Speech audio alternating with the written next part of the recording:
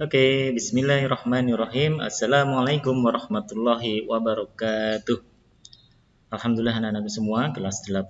Hari ini kita bertemu lagi dengan Ustadz Anggoro dalam pelajaran bahasa Indonesia.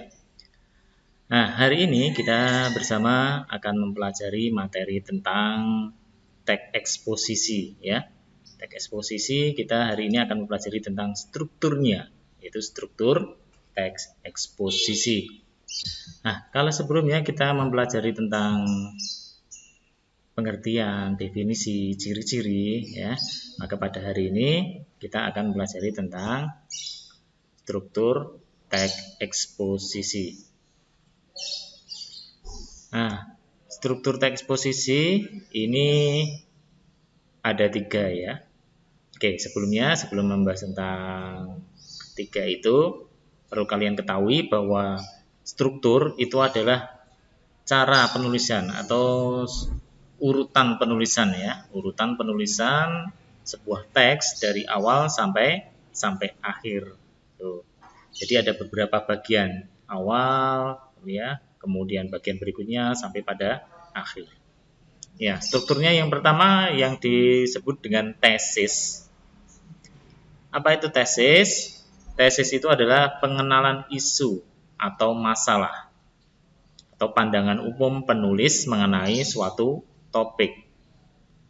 Contohnya kemarin, saat kita mempelajari, kita memberikan ilustrasi tentang kerusakan hutan, maka nanti tesisnya pun juga berkaitan dengan itu ya, berkaitan dengan masalah kerusakan hutan.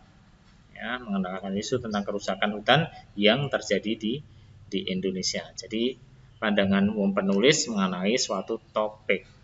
Ya, pandangan penulis kalau kemarin contohnya adalah kerusakan hutan, maka pandangan penulis tentang kerusakan hutan yang telah terjadi di Indonesia. Misalnya seperti itu. Kemudian struktur yang kedua namanya rangkaian argumen. Nah, kalau tadi sudah ada permasalahannya, si penulis sudah menuliskan gagasannya, maka kemudian diikuti dengan rangkaian argumen. Apa itu rangkaian argumen? Yaitu sejumlah argumen penulis yang diperkuat dengan data dan fakta-fakta. Ya. Jadi isinya di sini adalah data-data ya. Data-data untuk apa? Untuk memperkuat gagasan yang tadi telah disampaikan di paragraf pertama ya. Atau di awal. Ya, di awal tentang gagasan utama, kemudian diperkuat dengan rangkaian argumen atau data-data sehingga apa yang disampaikan tadi menjadi valid ya atau dapat dipercaya. Karena apa? Karena ada data-datanya, ada referensinya, ada sumber yang jelas, gitu. Ya, data-data itu meliputi bisa pendapat para ahli, hasil penelitian, ya, sumber referensi dan lain-lain. Ya, tidak hanya satu ya, datanya tidak hanya satu, tapi beberapa data sehingga apa yang disampaikan tadi lebih akurat ya dan dapat dipercaya. Oke, setelah dua struktur ini tadi, kemudian diikuti dengan penegasan ulang. Apa itu penegasan ulang? Yaitu perumusan kembali secara ringkas, ya. Perumusan kembali secara ringkas atau menyimpulkan, ya, disimpulkan di akhir. Ya, tadi sudah ada gagasannya, gagasan itu diulang lagi, disimpulkan. Ya, kerusakan hutan di Indonesia. Oleh karena itu, maka kita harusnya sebagai bangsa melakukan ini gitu ya. Ini contoh dari penegasan ulang, menegaskan kembali gagasan di awal tadi ya, diikuti dengan kesimpulan. Oke, itu. Jadi ini strukturnya ada 3, tapi jumlah paragrafnya tidak hanya 3 ya. Paragrafnya tidak hanya 3, karena kalau hanya 3 nanti rangkaian argumen ini hanya ada satu, kurang kalau hanya satu ya. Jadi rangkaian argumen itu diperbanyak ya, beberapa paragraf sehingga data itu lebih jelas, lebih akurat ya, dan dapat dipercaya tadi ya. Semakin banyak akan semakin data tersebut akan semakin lengkap. Oke, ini strukturnya. Ya, jadi penulisannya urut ya dari awal sampai akhir. Kalau kemarin kan pola pengembangan ya. Pola pengembangan itu adalah variasi pengembangan teks eksposisi ya. Ada pola umum khusus atau deduktif, kemudian ada khusus umum atau induktif. Kemudian ada pola ilustrasi ya dan pola perbandingan ya. Ada 4 ya. Tapi kalau struktur yang seperti ini yang sering digunakan ya. Yang sering digunakan. Ini pola yang biasanya digunakan seperti ini menggunakan pola umum khusus ya. Umum khusus. Ya. Karena diawali dengan tesis ya, atau permasalahannya. Kemudian yang berikutnya adalah argumen-argumennya ya. Oke, ini struktur dari teks eksposisi. Ya, mudah-mudahan jelas ya. Tapi kalau tidak kurang jelas ya nanti bisa kalian baca kembali di buku kalian di bab 3 tentang struktur teks eksposisi. Kalian bisa literasi di situ memahami ya, referensi yang ada di buku kalian bab 3 tentang struktur eksposisi. Oke, selain struktur eksposisi, hari ini kita juga mempelajari tentang kaidah bahasa teks eksposisi. Ya, kaidah bahasa teks eksposisi. Kaidah bahasa ini aturan kebahasaan yang sering muncul saat kita mempelajari teks eksposisi. Ya, aturan kebahasaan apa saja yang sering muncul? Coba kita lihat satu persatu ya. Oke, kaidah bahasa yang pertama yang sering muncul adalah kata teknis.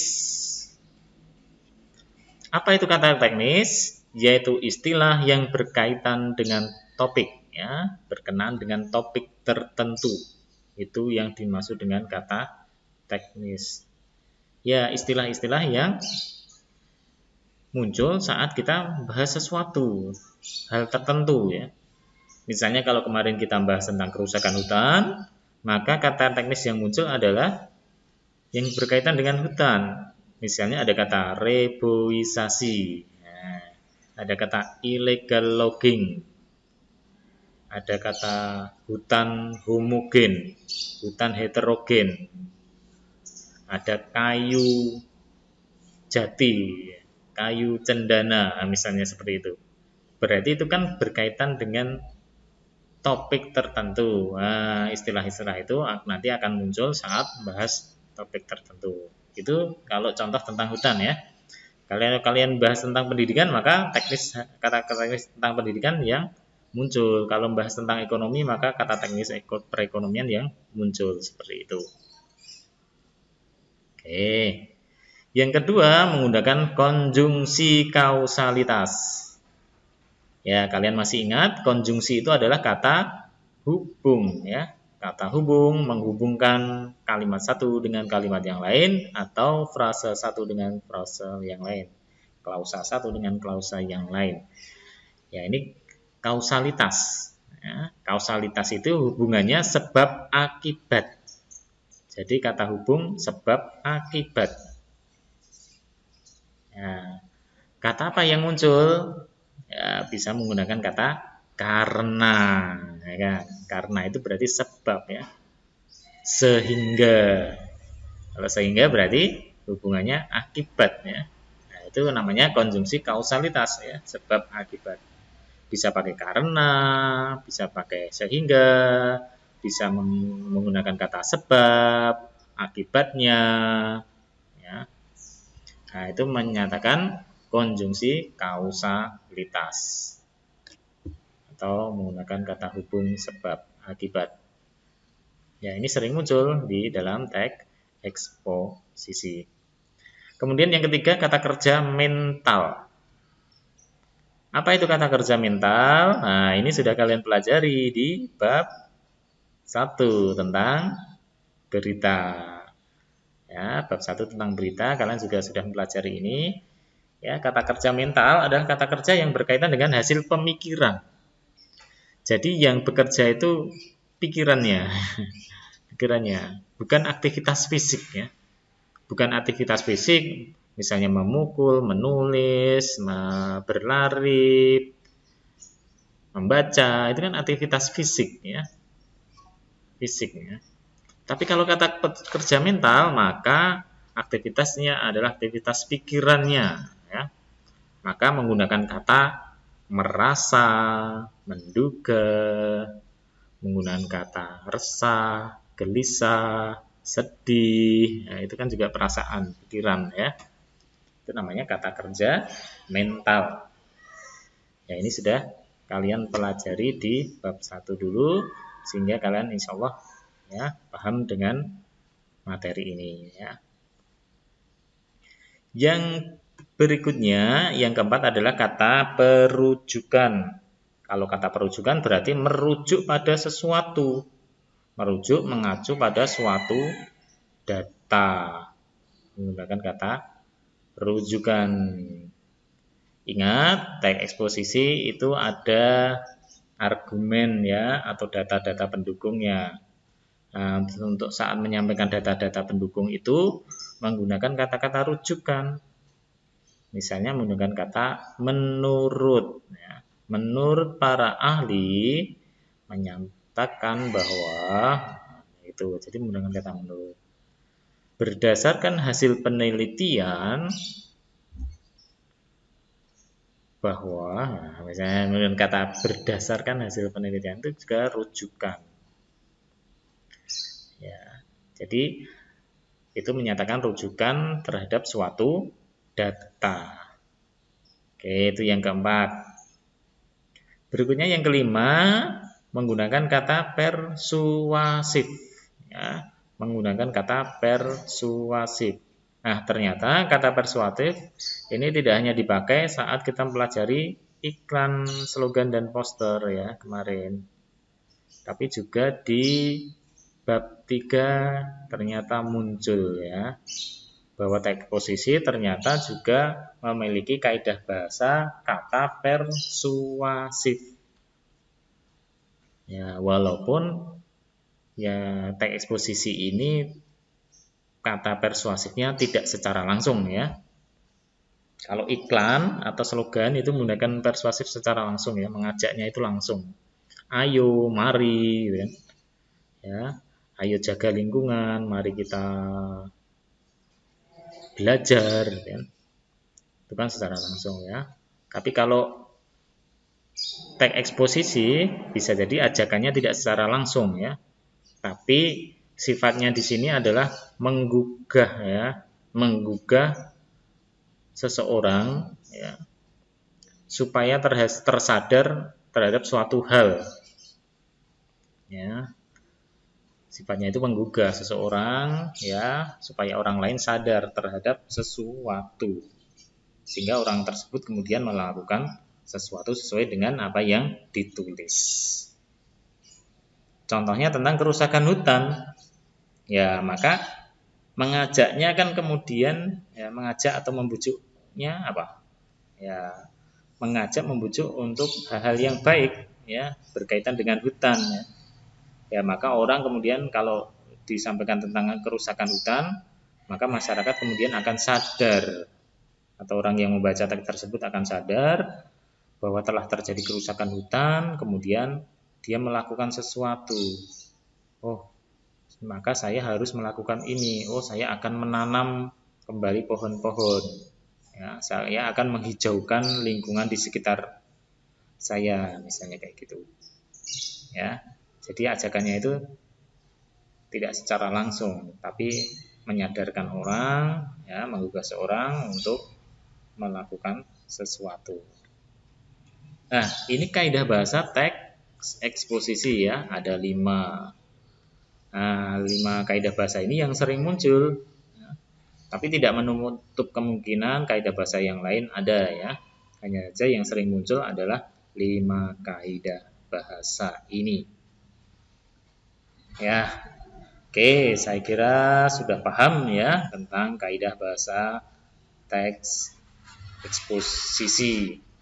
Kalau ada pertanyaan, ya kalian bisa mempelajari lagi bab 3 tentang teks eksposisi di buku kalian masing-masing ya dengan literasi. Oke, jadi hari ini kita sudah mempelajari dua hal ya, tentang kaidah bahasa, kemudian juga tentang strukturnya ya. Kaidah bahasa dan struktur teks eksposisi. Oke, untuk pertemuan hari ini saya kira cukup ya. Jika ada pertanyaan, silakan kalian bisa menuliskan di kolom komentar atau lewat WhatsApp. Terima kasih. Selamat belajar. Wassalamualaikum warahmatullahi wabarakatuh.